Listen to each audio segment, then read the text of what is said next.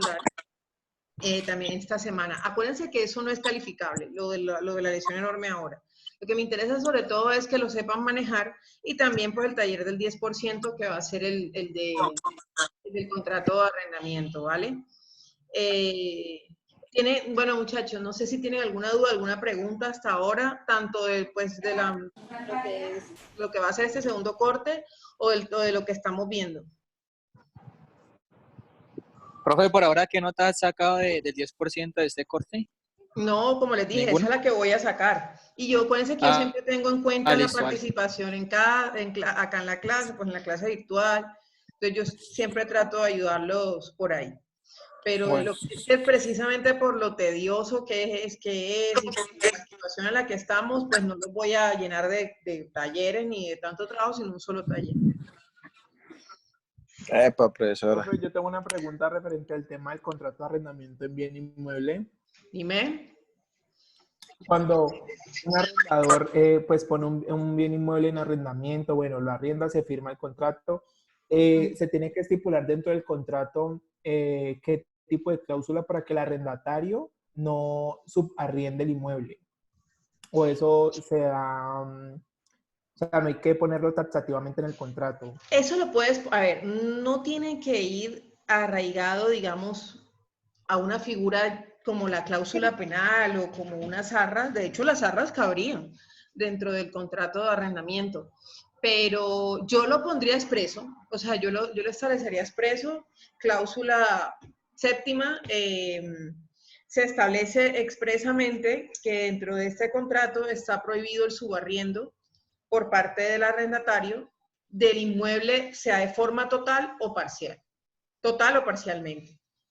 En caso de incumplimiento a la presente cláusula, el arrendatario deberá pagar al arrendador la suma de tanto. Y ahí se entendería que estamos hablando. A ver, ¿qué se le viene a la mente cuando yo ideo una cláusula de ese estilo? En caso de incumplimiento deberá pagar tanto. ¿Qué creen? ¿Qué tipo? ¿Qué será?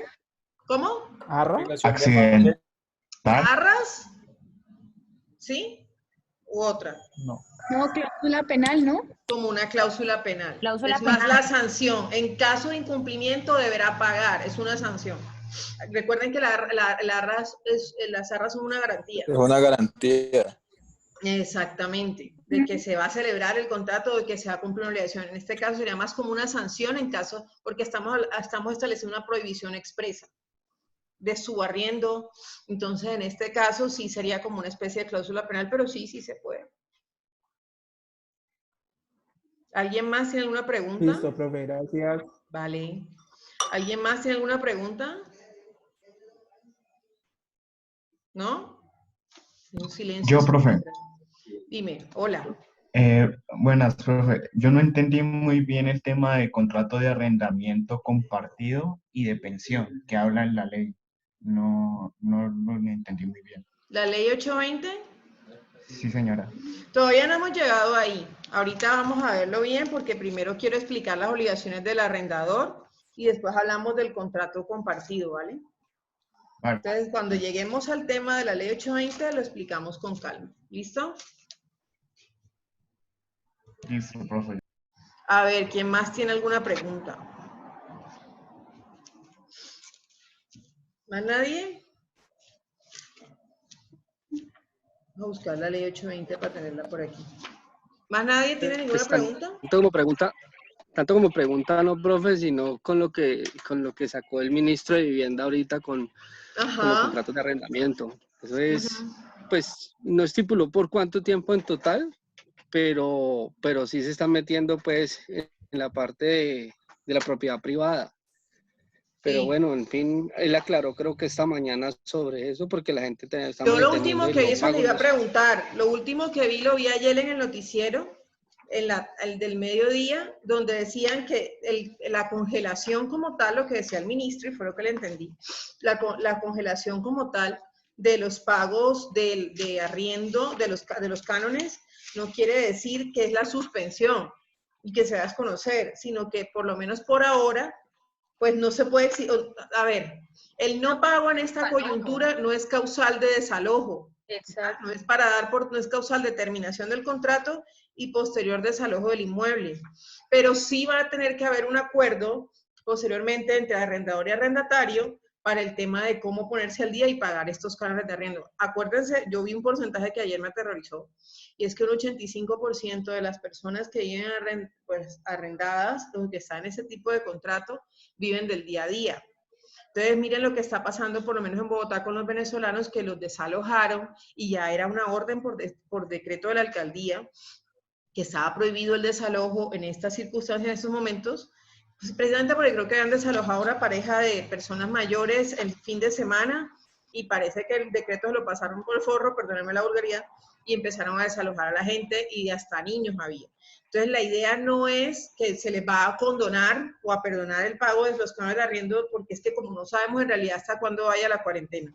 La cuarentena, lo más seguro es que se extienda hasta finales de mayo, pues todo apunta. De hecho, las instituciones educativas no van hasta finales de mayo. Entonces, en ese orden de ideas, por lo menos estos 2 meses, es lo que entiendo, lo que le entendí al ministro, se debe congelar el pago, está prohibido desalojar a los arrendatarios por esta causal, pero sí deben haber acuerdos, sí se debe acudir a la vía de la conciliación para pues llegar a un acuerdo, valga la redundancia, de pago de cánones de arriendo entre arrendador y arrendatario.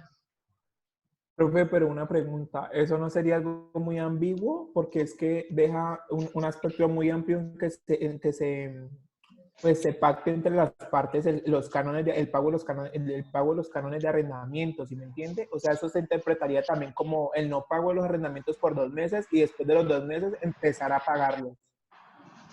Es que él lo aclaró esta mañana, A ver, que no era el no pago ¿qué ni el dijo no esta congelación. mañana?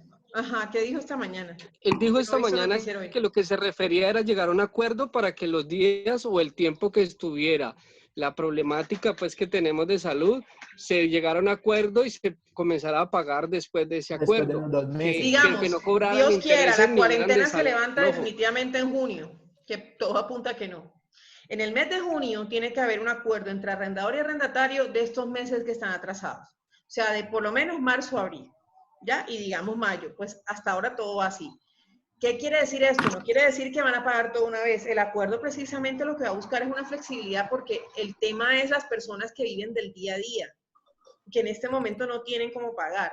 Entonces hay que buscar una forma, un arreglo. Digamos que un arriendo de un apartamento pequeñito, seguramente, donde viva, no sé, una pareja y su bebé, digamos que cueste, no sé, en Bogotá todo es más caro igual, pero digamos que cueste como unos 500.000 pesos, que no creo, debe ser mucho más caro, pero poniéndoselas ahí económico. Estas personas tienen que buscar la manera de pagar estas cuotas atrasadas, es decir, la de junio, como supongamos que en junio todo vuelva a la normalidad, producto de su trabajo, estas personas seguirán pagando meses de junio o en julio normal, pero ¿qué pasa? Seguramente una fórmula, se me ocurre, de arreglo, una propuesta, podría ser que paguen adicional, no sé, 80.000, no más, 100.000, 200.000 pesos para ir abonando a las cuotas atrasadas. Digamos que las cuotas atrasadas vayan con suerte en 1.000.000 de pesos, con suerte. Si no es más. Lo que van a Esa hacer es una forma de arreglo. ¿Ah? Lo que van a intentar es amortizar ese pago después dependiendo de la problemática que se lleve. Por ejemplo, después de los 2 meses empieza a amortizar el pago que se tendría de los 2 meses anteriores. Exactamente. Eso es una fórmula, de hecho, de arreglo.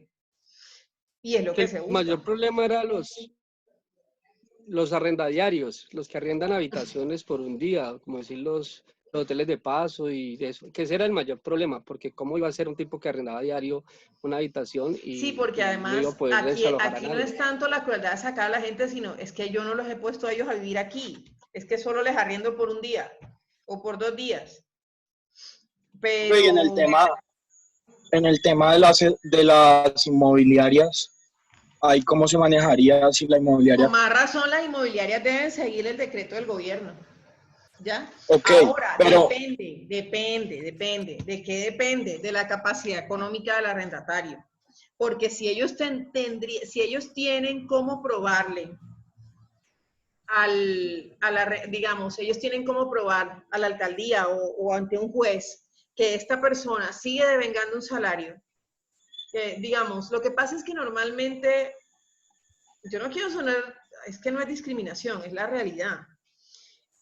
Una inmobiliaria no va a celebrar un contrato con una persona que vive el diario. Ellos no van a perder. Sí, eso es claro. Los clientes de una inmobiliaria, sea vendedores si se trata de una compraventa o compradores, arrendatarios o arrendadores en el evento de un contrato de arrendamiento, son personas que tienen que tener una entrada fija. Empezando por algo, ellos ni siquiera muchas veces la piensan y dan mucha vuelta, incluso para intermediar con una persona que tenga un contrato de prestación de servicios. Salvo que ese contrato de prestación de servicios, esa persona se gane, no sé, 9 millones de pesos. Como los médicos, muchos médicos están por OPS, orden de prestación de servicios, no sé si han oído eso, lo cual me parece una injusticia. Y los médicos, pero se pueden ganar 15 millones. Un pediatra, yo tengo un amigo que es pediatra, se gana como 16 millones, pero él está por prestación de servicios. O sea, a él no tiene salud y pensión asegurado a través de su empleador, ¿sí me doy a entender? Él lo tiene que pagar de su bolsillo, de lo que él se gana. Tal vez con un cliente como él, con el perfil, por más que tenga un orden de prestación de servicios, los ingresos son altos. Pero una persona que se gana 1 millón de pesos no la van a coger. Entonces, ahí las garantías son distintas. ¿Ya? Ahí, mejor dicho, no es que las garantías son distintas, es que sí hay garantías para ellos. Entonces, recuerden algo, la excepción o la regla es que las personas han despedido a muchas empresas han despedido gente. Por eso además, además tengo entendido que por el Ministerio de Trabajo también expidió un decreto donde están prohibidos los despidos en esta época. Entonces, incluso hasta eso está asegurado. Y los que hayan despedido igual les toca indemnizar. O sea, la inmobiliaria nunca va a perder.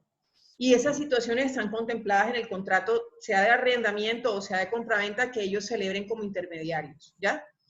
Entonces, ahí no es tanto el problema, porque un cliente de ellos la tiene asegurada. ¿Sí me doy a entender? Así el cliente de ellos sea un médico, los médicos ahorita están trabajando. Salvo que sean médicos desempleados, ellos no van a coger un médico desempleado.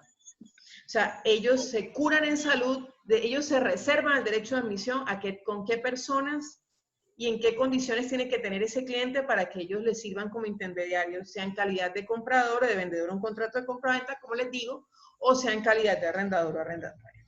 ¿Vale? Profe, una pregunta. Dime. Para cuando arriendan locales, cosas así, que eso. ¿Cuando arriendan? Locales.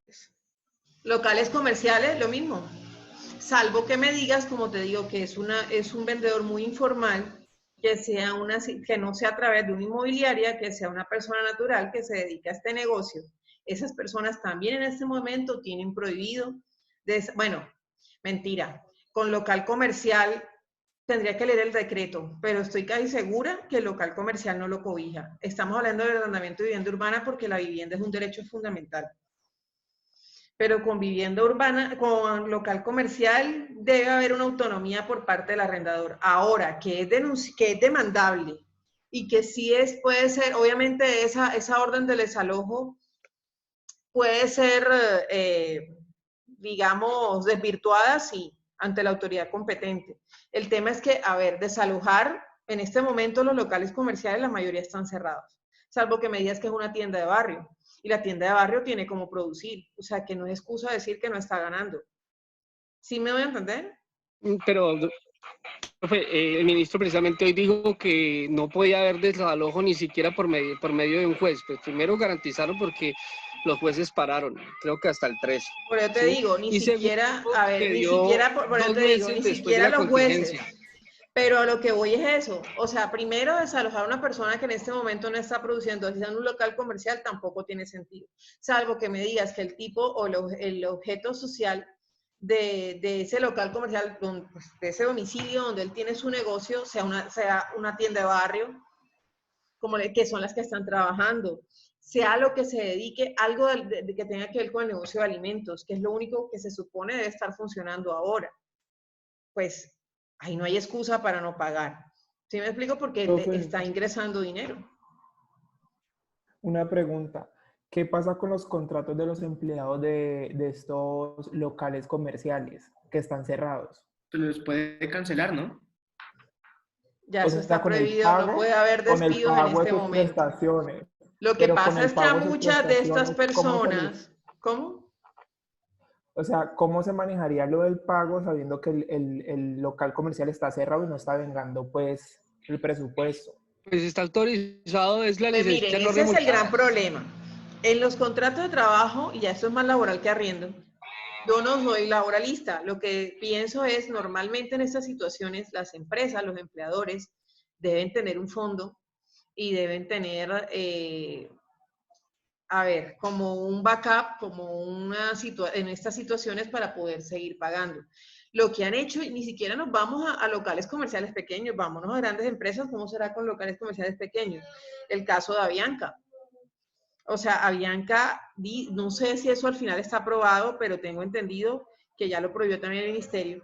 Avianca lo que estaba haciendo era, como de alguna manera, sugiriendo muy respetuosamente a sus empleados que tomaran una licencia no remunerada por este tiempo. Entonces, obviamente, no van a recibir salario. Se le garantizan otras cosas, creo que se le garantiza la salud y la pensión, las cotizaciones respectivas. No sé qué otras preventas les proponen después que retornen a sus trabajos, pero lo estaban haciendo hasta hace como una semana. Entonces, ya eso es más laboral que civil, pero ya eso es la información que desde mi conocimiento les puedo dar. Le suspenden los contratos. Yo tenía entendido de que al equipo de Tengo Montería... entendido que la suspensión como tal también la había prohibido el Ministerio de Trabajo.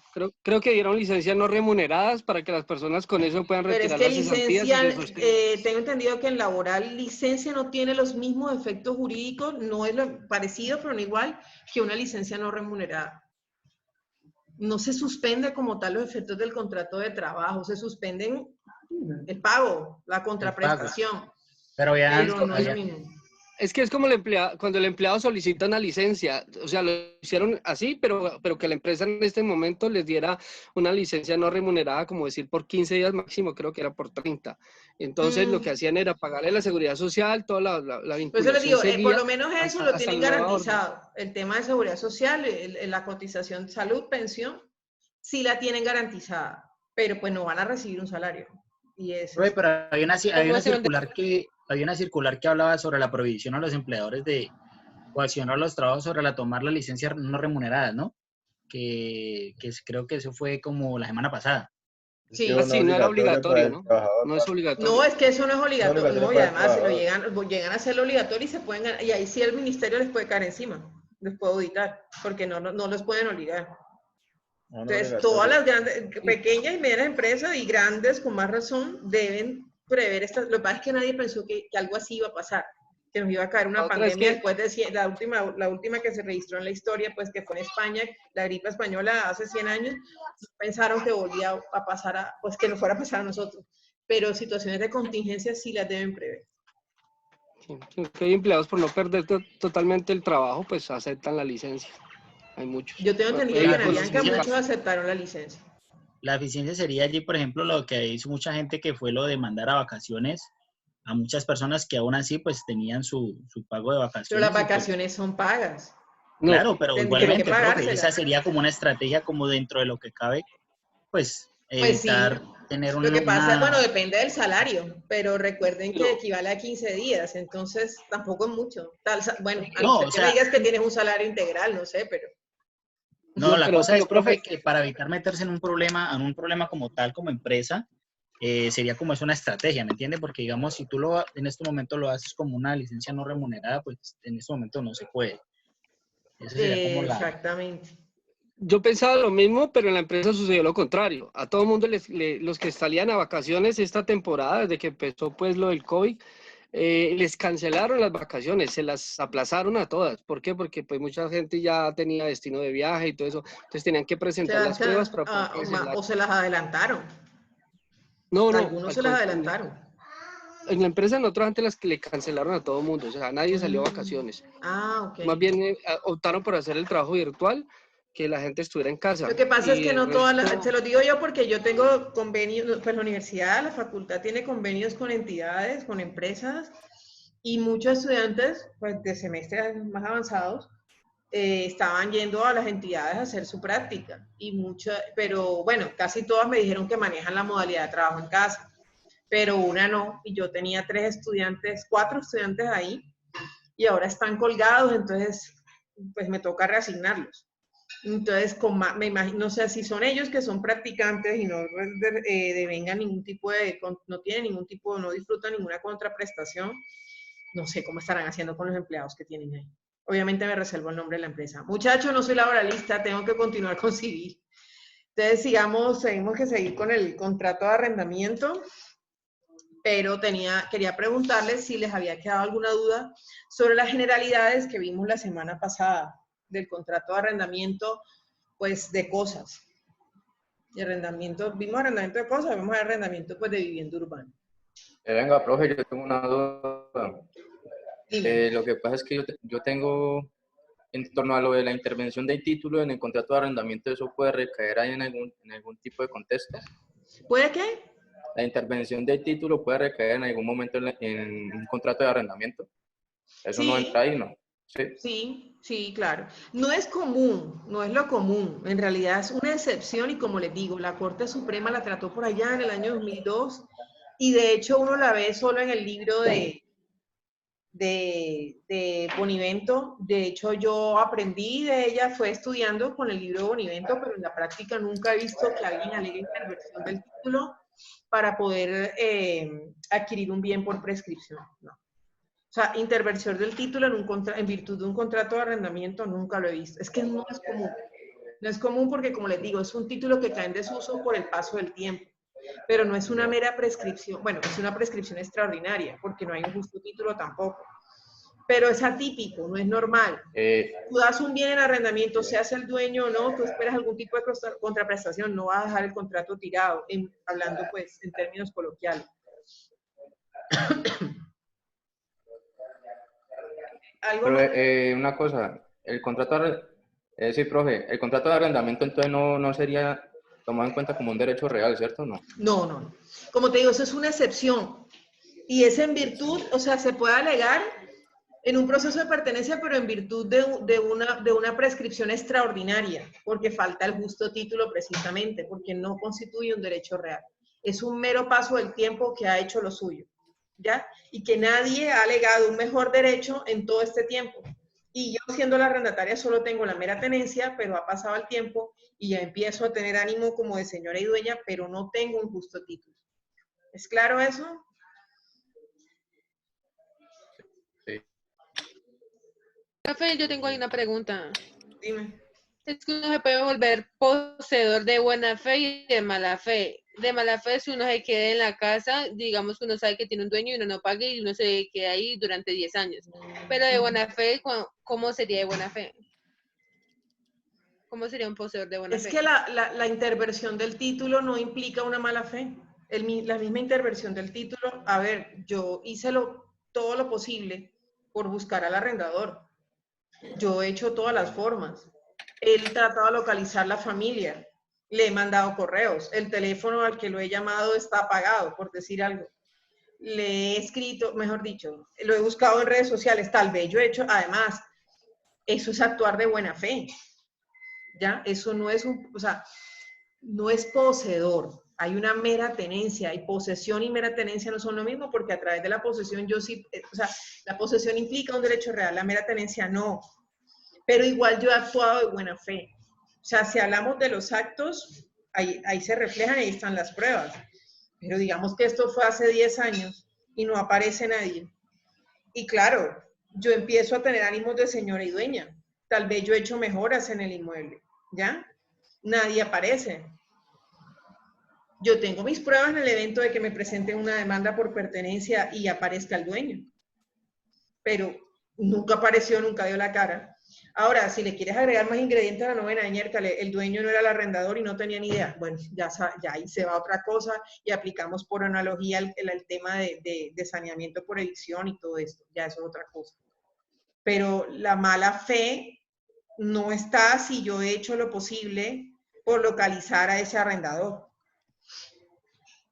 o a esa persona pues que tiene un mejor derecho sobre el bien.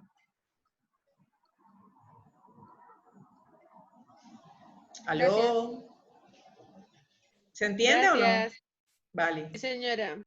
¿Quién más? ¿Tiene alguna pregunta? ¿Nadie?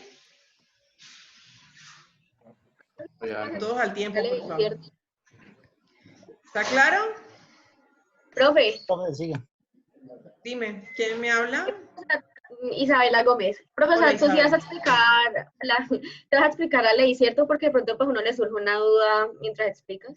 Voy a explicar primero las obligaciones del arrendador, porque me interesa mucho dejar eso claro antes de entrar a hablar de la ley 820, ¿vale? Y si nos da el tiempo, okay, profe. No se rayen todavía con la ley 820 porque tengo que agotar lo más importante, que son las obligaciones del arrendador en el código.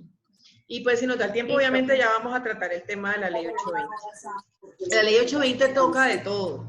O sea, esa ley es un poquito... Toca lo más mínimo, toca hasta parte de derecho tributario y todo, pero no se preocupen que no la vamos, o sea, no es que me la va a pasar y se la va a preguntar en el parcial, no. Además que ustedes tienen una ventaja, entramos de Semana Santa y no es que tienen el parcial de una. O sea, nosotros todavía nos queda una clase más, que con los otros grupos la mayoría sí me pusieron los parciales enseguidita después de Semana Santa. Entonces con ellos sí me toca dejar todo listo. A ver, empecemos a hablar un poquito de las obligaciones del arrendador. Voy a compartir pantalla aquí para que vean la presentación.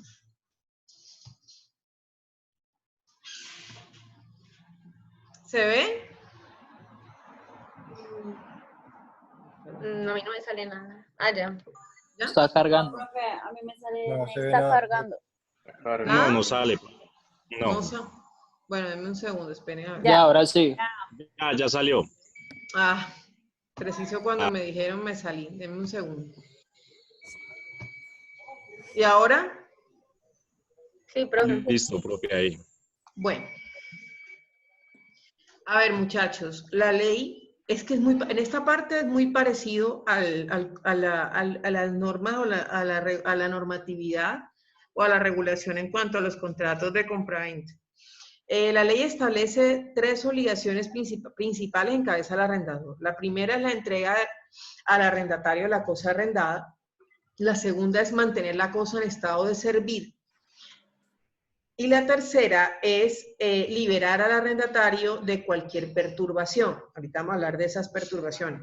Vamos con la primera, la entrega al arrendatario de la cosa arrendada. Artículo 1982 del Código Civil. Vamos a ver un poquito, vamos a leerlo en voz alta. De las obligaciones del arrendador, como les decía, el arrendador es obligado primero a entregarle al arrendatario la cosa arrendada, segundo a mantenerla en estado de servir para el fin a que ha sido arrendada y tercero a librar al arrendatario de toda turbación o embarazo en el goce de la cosa arrendada. Ojo que embarazo no es literal, ¿no? Es perturbar. Entonces no lo entendamos como que tal cual. A ver, cuando yo les digo entregar al arrendatario la cosa arrendada, importante, a diferencia obviamente de la compraventa, les repito, no hay una transferencia de dominio, no se entrega tampoco la posesión, porque no estamos hablando de un derecho real. Es la mera tenencia para el uso y goce, sin ser tampoco un derecho de uso o habitación y tampoco ser un usufructo, ¿vale? Es simplemente la mera tenencia del bien. ¿Dónde debe ser esta entrega? Donde acuerden las partes, ¿sí? Si hablamos obviamente de arrendamiento de bienes muebles, donde acuerden las partes. ¿Qué pasa si las partes guardan silencio? Y no se dice, no se establece, ¿qué creen ustedes? No se establece dónde se debe entregar la cosa. ¿Qué debe pasar? ¿Qué pasaría ahí? Es cuando se perfeccione, ¿no? El contrato. ¿Cómo así? Cuando se perfeccione el contrato. ¿Ah? Pues no sé, digamos, yo lo tomo con el caso en que cuando es solemne que se lleva la escritura pública, o sea que cuando se entregue esta, ya digamos, así ya se perfecciona el contrato y ya se debe hacer entrega del contrato de arrendamiento no, sí, pero la entrega material, digamos que... Pero lo puedes hacer. Sí, digamos que tú quieres lo puedes llevar a escritura pero pública. en la normalidad de la práctica no se hace. No se hace. O sea, yo lo daré como un ejemplo para explicar como en qué caso se podría perfeccionar. Yo pienso que sería... Pero es que, a ver, no estamos hablando de un contrato real. ¿Qué tipo de contrato del arrendamiento, recuérdenme? Consensual. Consensual en principio y por excelencia. Excepcionalmente y sobre todo cuando está de por medio una inmobiliaria, se perfeccionará por la solemnidad, pero en ningún caso se perfecciona por la entrega de la cosa. Entonces no podemos decir que hay contratos cuando se entregue el bien. Yo estoy hablando simplemente de cumplir la obligación del arrendador, del arrendador de entregar la cosa arrendada. Entonces, a ver, ¿qué creen ustedes? ¿Qué pasa cuando en el contrato no se, digamos que el contrato fue por escrito o verbal, lo que sea, pero simplemente las partes guardaron total silencio al momento de hablar de la entrega y se trata de un bien mueble? Digamos que se trata del arrendamiento de un vehículo. Profe, yo diría que donde se encuentre el objeto. ¿Cómo? O sea, que donde se encuentre el objeto. Si el objeto está en mi casa, entonces yo lo entrego, pues el arrendatario iría a mi casa para poder recoger el objeto. Exactamente. Que se pacta O sea, lo que establece la norma es por analogía lo mismo que dice el Código Civil en cuanto a los contratos de compraventa. Artículo 1882. Alguien que tenga el código a la mano, por favor, lo puede leer. Obviamente tiene que prender el micrófono para que todos lo escuchemos.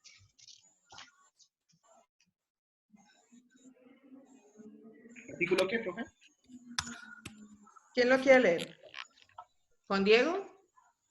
¿Artículo qué, profe? ¿Qué artículo, profe? 1882. Entonces ya lo tengo aquí. Listo, léelo. Es lo mismo, estamos aplicando por analogía el del código, el del contrato de compraventa, el de arrendamiento. ¿Cómo sería eso? Entonces, alguien que lo lea en voz alta. El vendedor es obligado a entregar la cosa vendida inmediatamente después del contrato o a la época prefijada en él. Si el vendedor, por hecho o culpa suya, ha retardado la entrega, podrá el comprador, a su arbitrio, preservar en el contrato... Perseverar.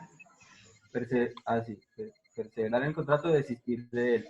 Y en ambos casos, con derecho para ser indemnizado de los perjuicios, según las reglas generales. Profe, es que no veo bien, no tengo buena luz.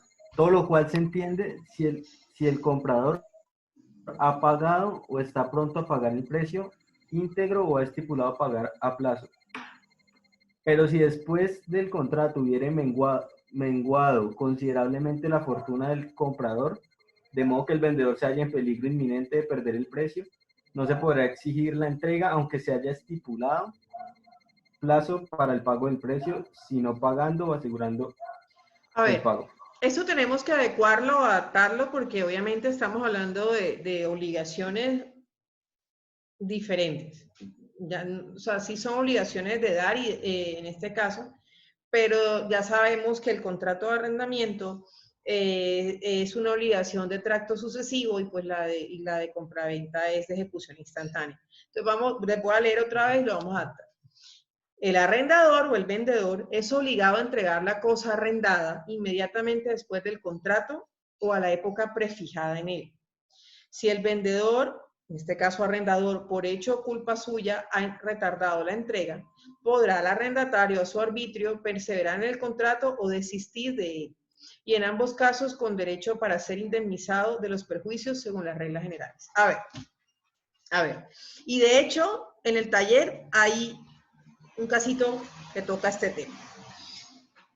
Yo les pregunto, si el arrendador se demora, a ver, digamos que si estamos en la entrega no es tanto rollo, ya queda claro que si se trata de un bien mueble, será la entrega por hacer el lugar donde se encuentra ubicado el bien mueble. Normalmente el bien mueble está en poder hasta ese momento del arrendador, entonces será en el lugar del domicilio donde establezca el arrendador. Si la entrega es de un bien inmueble, obviamente lo que se le entrega al arrendatario es la llave, ¿sí? Y obviamente él será quien tenga que costear y hacer todas sus diligencias, todo su proceso de mudanza. Pero ¿qué pasa cuando el arrendador se constituye en mora, llamémoslo así, de entregar la cosa arrendada? ¿Qué dice este artículo? Que el arrendatario podrá desistir del contrato e incluso pedir indemnización de perjuicios. ¿Se puede hablar entonces de desistimiento o no en ese orden de ideas en el contrato de arrendamiento? Sí. ¿Sí? A ver, ¿se les ocurre un caso en el que no podríamos hablar de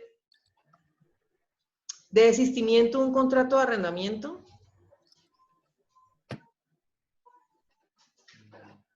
Pues temas de fuerza mayor o casos fortuitos. Que sea como la excusa por la cual se constituye en mora el arrendador. ¿Me podrías dar un ejemplo? ¿Se te ocurre? No sé, puede ser que el arrendador se constituyó en mora en el pago porque hubo un accidente cuando iba camino a pagar pues su obligación. Ok, eso es un caso de fuerza mayor. Fuerza mayor. Fuerza mayor o caso fortuito. Pero o un sismo. ¿ahí habría lugar a indemnización? ¿Por parte del arrendador al arrendatario? No. No. No, pues era. Ok, yo hablo de una circunstancia donde, a ver, no apliquemos la figura de desistimiento, sino resolución de un contrato de arrendamiento. ¿Eso sería posible? ¿Se les ocurre que pueda ser posible? Acuérdense que desistimiento, como hablamos la clase pasada y les comenté, les expliqué, desistimiento no es lo mismo que resolución de un contrato o de rescisión de un contrato. Recuérdense que compraventa. Es volver, bueno, resolver es volver las cosas al estado en que estaban. Desistir es un negocio que tuvo unas etapas, pero ya no voy a continuar. No lo voy a realizar. Pero no es que voy a volver las cosas al estado en que estaban antes de celebrar o intentar celebrar ese contrato. Pero, profe, ahora, hablemos de resolución de un contrato de arrendamiento. Profe, pero en el caso del contrato de arrendamiento, si no se ha llevado a cabo el contrato, si yo no, digamos, la persona, el arrendatario no ha ido a la casa porque no se ha pagado, sí se podría hablar de resolver porque es que las cosas... ¿Me puedes repetir que pasó un carro y no te escuché? Qué pena. Pues, profe, pues en el caso de que, digamos, el contrato pues no se ha celebrado por cosas de que el arrendatario no puede, por fuerza mayor y pues yo digo que como no ha entrado a la casa o al inmueble que sea, como si podría resolver el contrato porque es que se pueden devolver las cosas como está, porque es que no ha entrado como a la casa, ¿no? Exacto, eso que estás diciendo está muy acertado. Hay que mirar también y entrar a analizar, y lo complementaría con lo que acabas de decir, la causa o el móvil que está llevando al arrendatario a celebrar el contrato. Por ejemplo, es para arrendamiento de vivienda urbana y resulta que yo contaba con que y esto ha pasado, esto pasa, con que me entregaran el inmueble ahora en estos días, digamos que el lunes. No sé si saben que las mudanzas también están suspendidas. O sea, ahorita mismo no puede haber trasteos, o sea, camiones de mudanza precisamente porque ahí también puede haber un foco de contagio y todo. Y lo peor es que no saben cuándo me puedan entregar. ¿Será que yo debería ir a resolver ese contrato? Ojo, estoy hablando que la causa por la cual no se me puede entregar es de fuerza mayor o caso fortuito, es el COVID-19. Ya sé que no me van a indemnizar porque esto no es culpa del arrendador. Pero, ¿ustedes qué le recomendarían al cliente que lo llama por teléfono contándoles esa situación? ¿Ustedes le dirían que resuelva el contrato? Sí, yo creo que sí. ¿Qué se les ocurre? Buscar un acuerdo.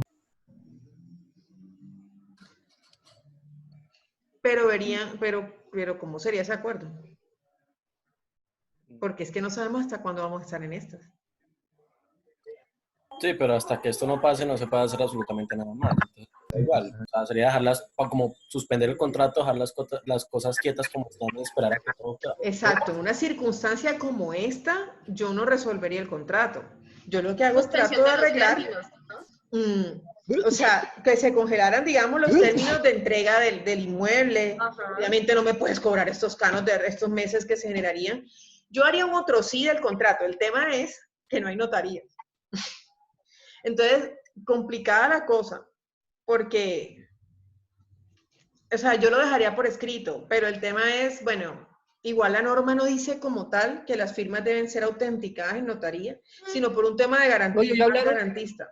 Hoy hablaron que no era necesidad de autenticar los documentos. Exactamente. Yo porque soy súper pura, o sea, yo soy demasiado paranoica y a mí me gusta mucho el tema de dejar todo autenticar firma. Pero en realidad la norma no te lo exige, menos en este momento. Yo haría otro sí el contrato, adicionando o cambiando el tema, pues sobre todo dejando claro que es que estamos en una coyuntura, una pandemia a nivel mundial, que es una situación de emergencia, que estamos en un estado de emergencia y todo esto.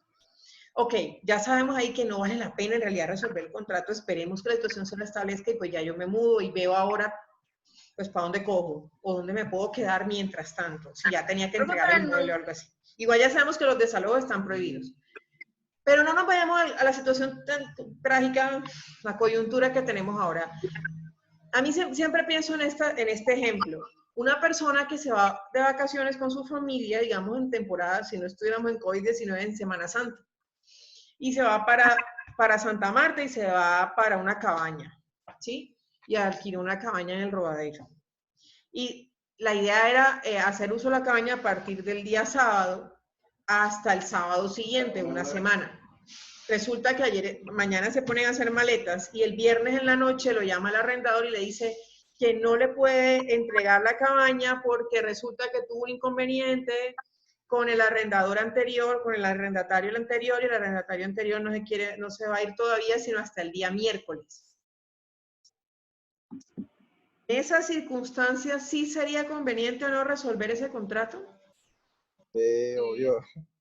En esas circunstancias sí. A ver, esto no es un arrendamiento de vivienda urbana. En realidad es un arrendamiento más por turismo, por placer, por situación, por recreación. Y en realidad, digamos que ya yo hice el primer depósito, obviamente. El arrendador me tiene que restituir el depósito y además indemnizarme perjuicios. Ahí es susceptible de llegar a un acuerdo. O sea, listo, yo no te puedo dar esa cabaña, pero te puedo conseguir otra y te la puedo dejar más económica. ¿Sí? Y te la dejo mucho más barata. En una situación así, sí podría resolverse ese contrato, salvo que llegue a un acuerdo como el que les digo. Pero si solamente lo voy a usar por unos días, desde el día lunes, y solo me dicen que va a estar disponible a partir del Jueves Santo, a mí ya no me sirve si me voy a ir el sábado. ¿Sí me voy a entender? Entonces, en una circunstancia así, excepcionalmente, sí podríamos hablar de resolver un contrato de arrendamiento. Pero en general, los contratos de arrendamiento no se resuelven, se terminan o se desiste de ellos. ¿Es claro eso? Y miren sí, por qué si hablaríamos de volver las cosas al estado en que estaban. Normalmente, cuando yo alquilo este tipo de sitios, cabañas, o para eventos que son por unas horas, yo tengo que hacer un depósito, ¿sí? El primer depósito. Y al final, cuando ya me vaya, o cuando ya llegue al lugar, doy el resto, ¿sí? Entonces, en esa circunstancia donde ya no me sirve, sí me tendrían que devolver el dinero y eventualmente me tienen que indemnizar perjuicios. Entonces, sí podemos volver las cosas al estado en que estaban. ¿Es claro eso? Sí, profe. Vale. Continuemos entonces con el tema de entrega. ¿Qué pasa, además, en la entrega de la cosa arrendada? El estado en que se debe entregar. Obviamente en las mejores o en perfectas condiciones, ¿sí? Sí, aquí también aplicamos por analogía todo lo que establece el código con respecto a la entrega y las condiciones de entrega, las condiciones del bien, en este caso de vivienda, sobre el contrato de compraventa. Pero es una obligación del arrendador entregar el bien, obviamente, en el mejor estado. Ya, de hecho, esa obligación va de la mano con la de mantener la cosa en el estado de servicio. ¿Es claro eso? Profe, una pregunta. Dime. En esta clase de contratos también se puede ver los vicios, por ejemplo, en la entrega, que la persona que ¿Los vicios redivitorios? Sí, no, claro, o sea, ahora vamos a hablar de eso. Digamos, sí, claro, y también puedo demandar, sí, claro. Es más, hay no es una cláusula, es una facultad adicional porque incluso hablamos de un derecho de retención. Si alcanzamos en la clase hoy vamos a ver lo que es el derecho de retención, pero también hay una posibilidad incluso, sobre todo, digamos, si el bien, digamos que hay vicios ocultos, pero no, si bien son redivitorios o son vicios ocultos, de pronto no da lugar para dar por terminado el contrato, sino que podemos bajar el canon de arriendo, lo cual, ¿se acuerdan de la figura de la acción estimatoria en la compraventa? Digamos que entonces yo le puedo hacer unas reparaciones a ese bien, digamos que son reparaciones locativas, Y entonces también entra el tema de si el arrendador o reparaciones necesarias que las debe hacer el arrendador, pero el arrendador no las quiere pagar, las podría hacer yo y digamos que mi forma también, si él no me quiere pagar, es retener los cánones de arriendo. Ese es un ejemplo, no es todo lo que cubre la norma, ¿sí me voy a entender? Pero ahí hay otras posibilidades cuando la calidad de la cosa está como en veremos, cuando está en entredicho la calidad de la cosa. A ver, segunda obligación, mantener la cosa en estado de servir. ¿Qué entienden ustedes por mantener la cosa en estado de servir? Y precisamente tiene que ver con lo que acabo de decirles.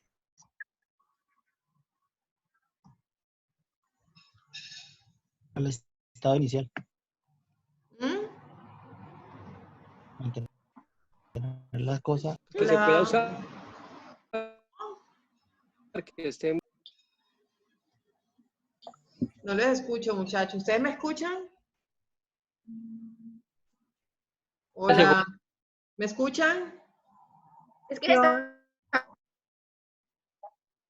¿Quién me está hablando? Se entrecorta, sí. Un poco. Está muy raro eso. Sí. ¿Me escuchas? Sí. No, menos. Sí, yo lo escucho. Dime. El arrendador, pues, obviamente estará, pues, obligado a que haga una, pues, no obligado, pero si se presentan, tendría que hacer unas reparaciones que puedan hacer para que la cosa arrendada mantenga en buen estado, ¿no? Todas las reparaciones necesarias que se puedan hacer. Exactamente. O sea, mantener la cosa en estado de servir es precisamente la calidad de la cosa. Miren, por analogía es lo mismo, se aplica lo mismo que se aplica en el Código Civil, que establece el Código Civil para el caso de los contratos de compraventa. ¿Alguien se acuerda?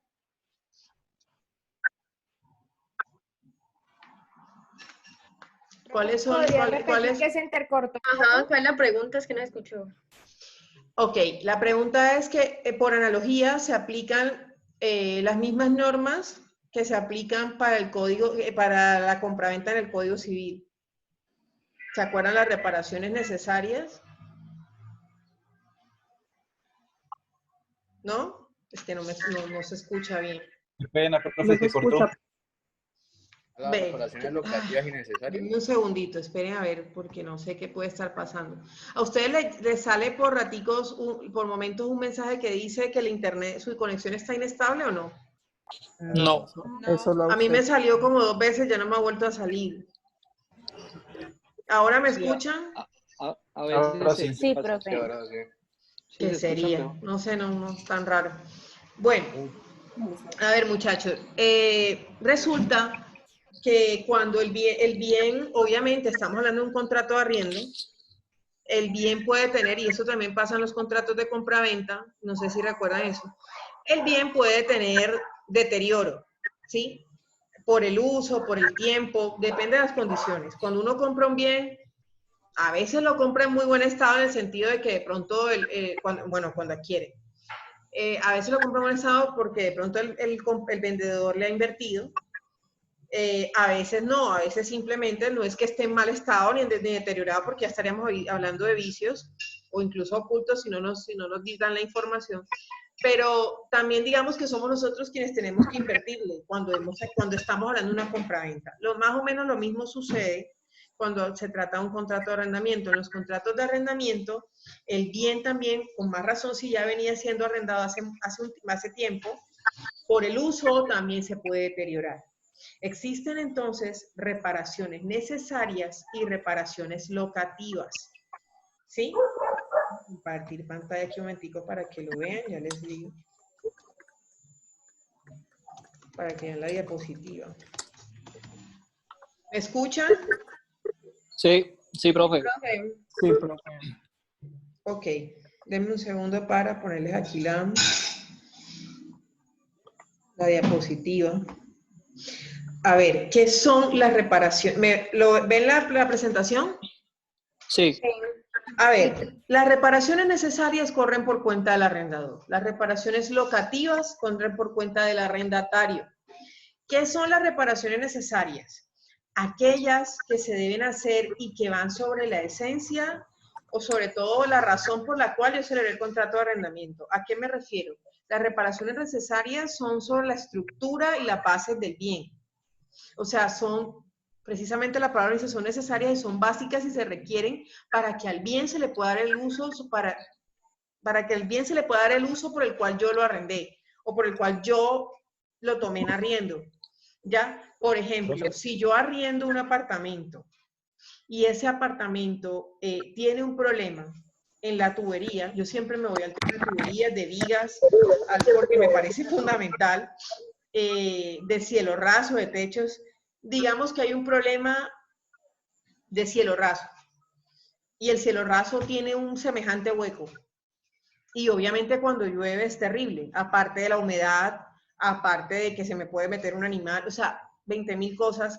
¿Será que esa es una reparación necesaria o locativa? ¿Será que esa es una reparación necesaria? Necesaria, ya sí. Cuando yo lo arrendé venía así, claro. Y es una reparación que corre por cuenta del arrendador. El arrendador es quien debe correr con los gastos. Profe, si el arrendatario hace esos daños, que es evaluado. No, si el arrendatario hace esos daños, pues obviamente será el arrendatario quien tenga que correr por ello y dejar el bien en el mejor estado. En situaciones como esa, obviamente corren por cuenta del arrendador. Las reparaciones necesarias, lo que dice la diapositiva, aquellas sin las cuales la cosa desaparece o se destruye, o ya no es útil para su uso y provecho, corren a cargo del arrendador. ¿Qué pasa si yo le comunico al arrendador y el arrendador no quiere pagarla? Pues él puede asumir el gasto, pero como tú dijiste anteriormente que pues, le puede mermar a los canos, ¿no? Sí, yo no puedo perjudicar por el lado de los canos. Sí se puede, claro. Yo podría perjudicarlo por el lado de los canos. Lo que pasa es que el derecho de retención tiene dos sentidos. Pero uno de esos sentidos es ese. O sea, yo podría decirle, mira, si no me pagas, o sea, mira, esto fue mostrar las facturas. Esto fue el valor que tuve que cancelar. Tú sabes muy bien que esto estaba antes de que yo me mudara. Y yo tengo como probarlo con un peritazgo, o sea, con la persona experta. Si es un problema de tuberías con el plomero, en fin. Entonces, en esas situaciones, sí se puede. Miren lo que dice, por ejemplo, el artículo 1993 del Código Civil. Vamos a leerlo en voz alta. ¿Qué número, profe, perdón? 1993. Gracias. Reembolso de reparaciones indispensables. Indispensable y necesario en este caso son sinónimos. El arrendador es obligado a reembolsar al arrendatario el costo de las reparaciones indispensables no locativas que el arrendatario hiciera en la cosa arrendada, siempre que el arrendatario no las haya hecho necesarias, es decir, que no haya sido por culpa de él, un daño que haya causado él o alguien de su familia. Que no las haya hecho necesarias por su culpa y que haya dado noticia al arrendador lo más pronto para que la hiciese por su cuenta.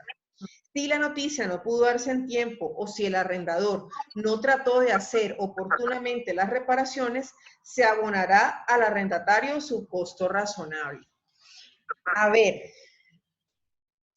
como lo pongo en la diapositiva, hay 3 requisitos para yo poder cobrarle posteriormente al arrendador los costos de los que incurrí.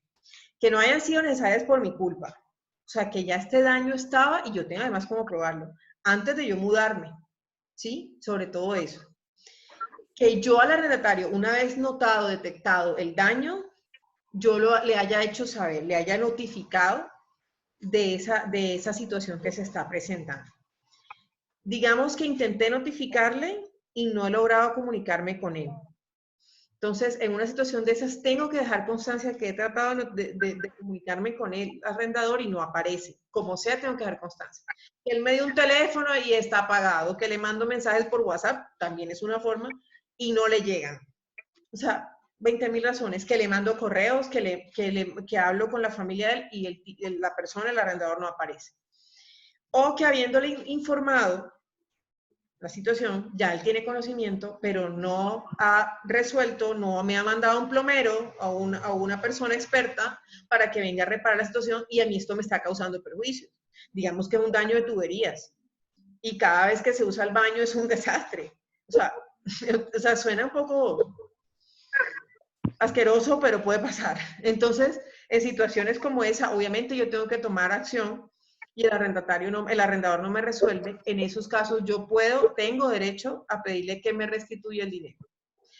A ver, yo les hablo de cobrarle con los cánones porque es una fórmula, es una forma de arreglar también y es muy común. O sea, digamos, yo te pago por el canon mensual 1.200.000 y el daño me salió, yo tuve que pagar, no sé, sí, 1.500.000. Yo te puedo dejar de pagar un mes. Pero eso sí, tengo que comunicarlo, todo eso tiene que quedar. Entonces, de todo eso tiene que haber una constancia para que él después no me venga a demandar o venga a pedirme la restitución de inmueble por incumplimiento en el canon, en el pago de los cánones de arriendo, ¿vale? ¿Es claro eso? Profe, una pregunta, sino Dime. que en la ley, o sea, quisiera saber si eso aplica también en todos los tipos de arriendo o solo los de vivienda urbana. Es que decían que cuando, o sea, el arrendatario dice que le hagan una reducción en los cánones porque él asumió esa reparación necesaria, que eso no, o sea, no podía ser el 30% del canon. Sí, no se puede exceder el 30%. Ajá, ahí va también. ¿eso aplican todos los tipos de contratos? Por analogía se puede aplicar en situaciones como el arrendamiento de local comercial también. Sí, de hecho muchas normas del Código de Comercio remiten al Código Civil. Entonces también lo podría hacer. Ok. Es aplicable por analogía. ¿Es claro eso? ¿Claro o no? Profe, yo tengo una pregunta.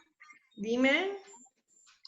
En este ejemplo que puso nuestra compañera de lo de no superar el 30% del canon, pero llegado el caso que el daño haya sido tan, o sea, que el arreglo de ese daño haya sido tan costoso que supera el 30%, o sea, solamente puede coger ejemplo del primer canon el 30% y si falta todavía que le restituyan un excedente, tomar ese otro del siguiente canon. Exacto. Sí. Ajá. O sea, Es que la forma más común, a ver, eso es Sí. una forma de arreglo, pero yo siento que eso es una costumbre que se volvió ley. O sea, tiene que ser así. ¿Sí me explico? Porque digamos que fue un daño tal, es que o sea, ese contrato de arrendamiento me está saliendo demasiado caro. O sea, yo ahí incluso pensaría adaptándolo a una de las causales de terminación, si se trata de un contrato de arrendamiento de vivienda urbana, yo pensaría incluso hasta en la terminación de ese contrato.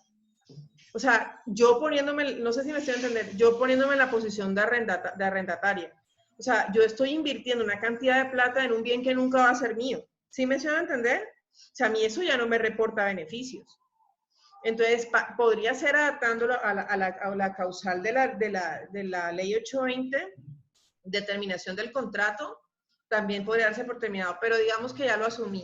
En una situación de esas, se puede ir hasta un año descontando si el daño fue muy grande. Si el daño fue muy costoso y el canon de arriendo no es tan alto, o sea, tan alto en proporción a lo que me ha tocado pagar, sí. Lo que es que ya yo pondría en tela de duda que, o sea, si yo estoy viendo todo lo que me voy a gastar, yo siendo arrendatario, antes de invertir ese poco dinero, ¿qué tan provechoso es para mí continuar con este contrato? ¿Sí me doy a entender?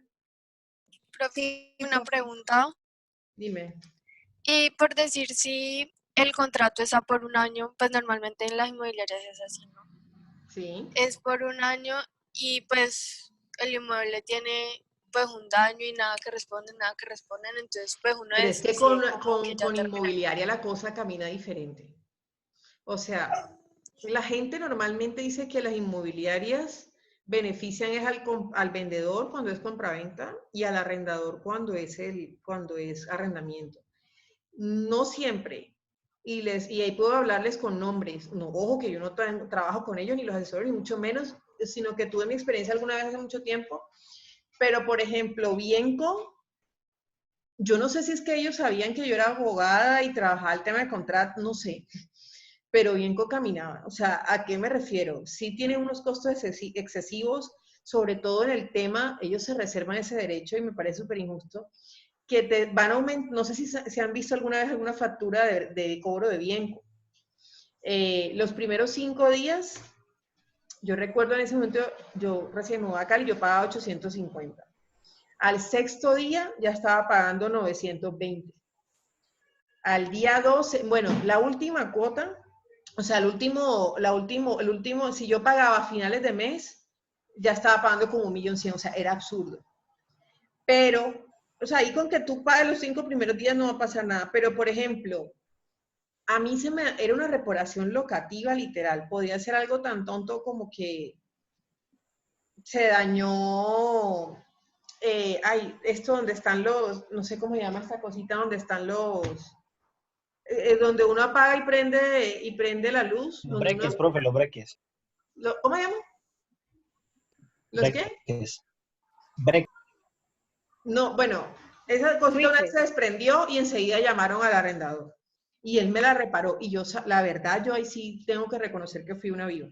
Porque yo sabía que eso me tocaba a mí. O sea, ese tipo de cosas son son cosas básicas. Es más, una vez se dañó también una de las vigas de uno de los escaparates, de los closets. Eso también, claro que ahí apenas, eso fue el primer mes. Eso fue el primer mes del arriendo, también lo hizo él. Lo hizo el arrendador. O sea, yo nunca, la verdad, en tema, y nunca fueron reparaciones necesarias, fueron el tipo de reparaciones y yo nunca, él siempre pagó. O sea, o me tocó un buen arrendador o bien que conmigo portó muy bien. Pero en realidad ese tipo de cosas no siempre benefician al arrendador.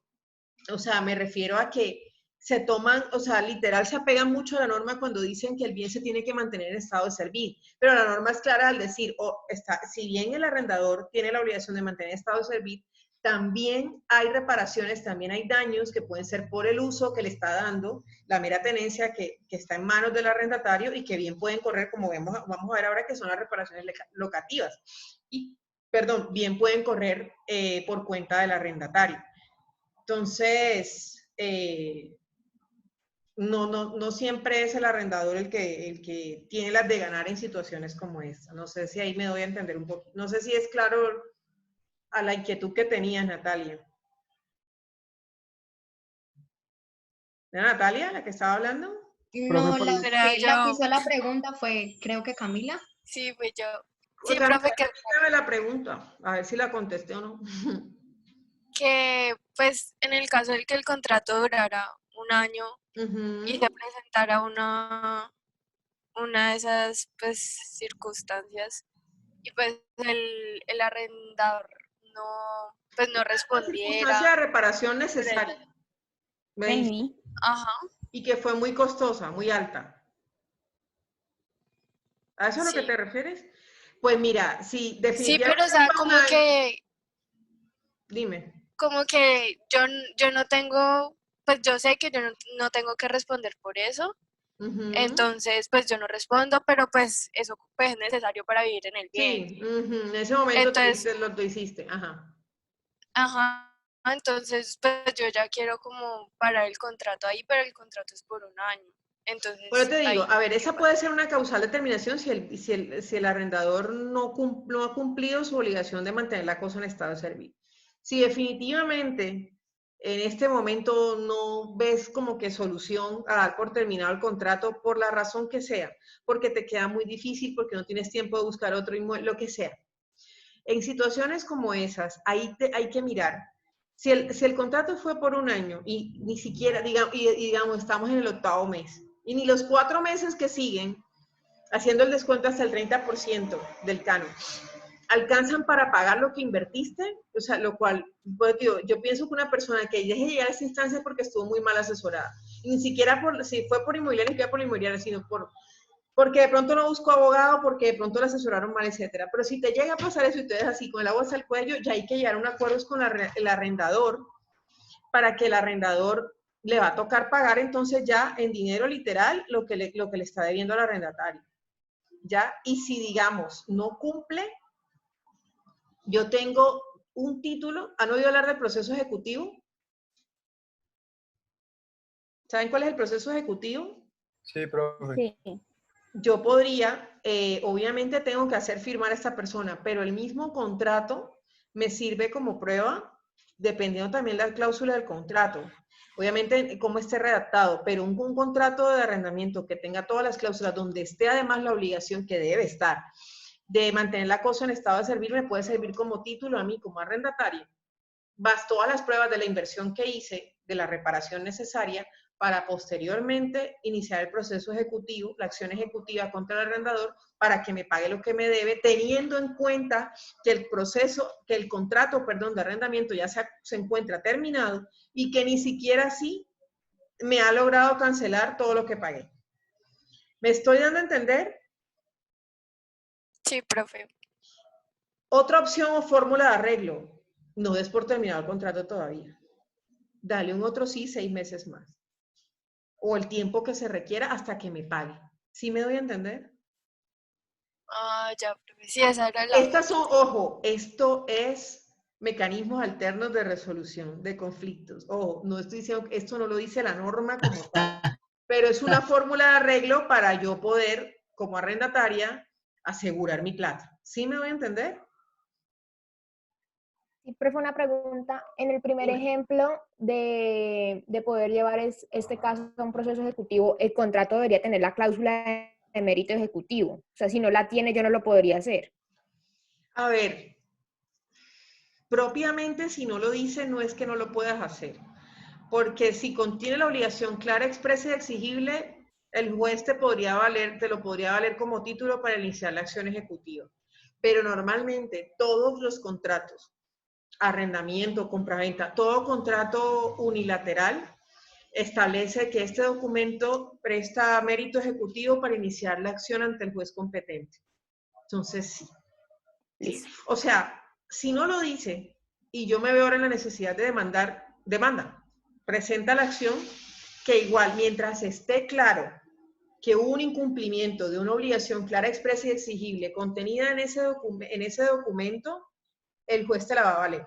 Te la va a valer basándose en el artículo del Código General del Proceso, ¿vale? Pero normalmente lo dice. O sea, como te digo, tuvo que ser mucha negligencia firmar un contrato donde no se diga al final que este documento presta mérito ejecutivo. ¿Claro eso? Sí, gracias. Sí, profe. Ok. A ver, esas son las reparaciones necesarias. Reparaciones locativas. A ver, que no las veo por aquí. Ahora vamos a hablar de lo de la retención. Las reparaciones locativas, bueno, como les digo, se refieren al día a día del inmueble, no son graves, no son trascendentales como para el punto de llegar a dar por terminado el contrato. Y corren por cuenta del arrendatario, ¿sí? Aquí, en términos generales, no hay excepción, deben ser por cuenta del arrendatario. Por ejemplo, digamos, es más, se agrietó la pared porque ni siquiera por humedad, porque en humedad, es que la humedad no es tan grave. Puede que por el tema de humedad, si un plomero lo logra resellar, puede ser una reparación locativa, salvo que me digas que la humedad es tal, que la grieta que tiene es tal, que ya está me ha dañado incluso mis muebles, que ya está en un peligro, que se puede inundar el apartamento, o por lo menos parte de él, ahí sí te digo no. Es una reparación necesaria, pero una simple grieta por humedad podría correr por cuenta del arrendador. Del arrendatario, perdón. El típico tema de cuando se daña el grifo de un lavamanos o de un lavaplatos, también corren por cuenta del arrendatario. ¿Alguien se le ocurre otra reparación locativa? Profe, pero hay muchas, digamos una chapa de puerta, un cajón de la cocina. Exactamente. No sé. Hay muchas, profe. Es más, miren, un problema de comején. ¿Saben cuál es? Aquí le dicen comején, sí. ¿Saben cuál es el comején? ¿Gorgojo o qué? Un bichito, es como una pulguita que se come la madera. ¿Saben cuál es? Sí, gorgojo. Es más, un problema de comején, a no ser que me digan que es pues el coronavirus versión comején, una cosa así, o sea, corren por cuenta del arrendatario, ¿vale? Normalmente el comején es como que fumigando y haciendo una buena limpieza. La que es experta en eso es mi mamá, pues no está aquí, pero o sea, una situación de esas, no. pero en mi caso, John, que era, me acuerdo cuando yo vivía en el otro apartamento, que era mi arrendador, él corría hasta con esa... O sea, yo no sé por qué era así, pero yo creo que él tenía miedo de que yo le, no sé, y en realidad yo sabía que me tocaba a mí, pero él hasta eso lo pagaba. Yo, bueno, pero en realidad no es así, ¿vale? Eso es por arrendatario. Yo fui viva, yo lo reconozco. Una reparación locativa podría ser también las divisiones que siempre se hacen, por ejemplo, para hacer más habitaciones, ¿no? No exactamente. A ver, salvo que me digas que es que hubo un daño y requieres hacer algo adicional, pero si tú lo que quieres es como ampliar, primero yo no lo haría si no soy la dueña, o sea, yo siempre tengo súper claro, yo aprendí algo, y más en la práctica que viéndolo desde la carrera y en la especialización y en la maestría. El arrendamiento, el canon de arriendo es una plata que se va directico, sale del bolsillo y se va como por un hueco. ¿A qué me refiero? Yo estoy invirtiendo todos los meses en un bien que nunca voy a adquirir. Salvo en esa, que pase una novela, interversión del título, pero no voy a adquirir. Entonces, yo le puedo hacer eso se llama, es como mejora útil. ¿A qué me refiero? Pero no podría ser necesariamente mejora útil, profe, porque sería como mejorar el bien inmueble. Pero lo que yo me refiero es a, por ejemplo, yo necesito como una adecuación interna, pues que no correría en este caso los gastos por el arrendador, sino por el arrendatario. Una mejora, algo que me va a beneficiar solo a mí, pero no quiere decir necesariamente que sea una mejora útil como para que pero si tú me dices que de alguna manera estás ampliando el inmueble, es una mejora útil porque va a aumentar su valor. No voy a cobrar lo mismo en cánones de arriendo en un inmueble de 80 metros cuadrados que en uno de 110. No, pero me refiero a las cosas internas que se hacen. Sí, o sea, pero por ejemplo, existen las mejoras útiles que son para aumentar el valor venal de la cosa y las mejoras voluntuarias, ahora vamos a hablar brevemente de ellas, que están en el Código Civil. Pero esas siempre corren por cuenta del arrendatario, ¿vale? Y también, ojo, de todas maneras estas mejoras útiles, o bueno, cualquier tipo de mejora que lo que busca es aumentar el valor del bien, siempre también de alguna manera deben tener por lo menos conocimiento por parte del arrendador. James, ¿estás por ahí? ¿James no está? Sí, señora. James, no sé si te acuerdas cuando tú diste clase conmigo la primera vez que el grupo tuyo puso un ejemplo, tus compañeros, de que era una casa arrendada y querían hacer como una cascada, como una fuente, ¿te acuerdas?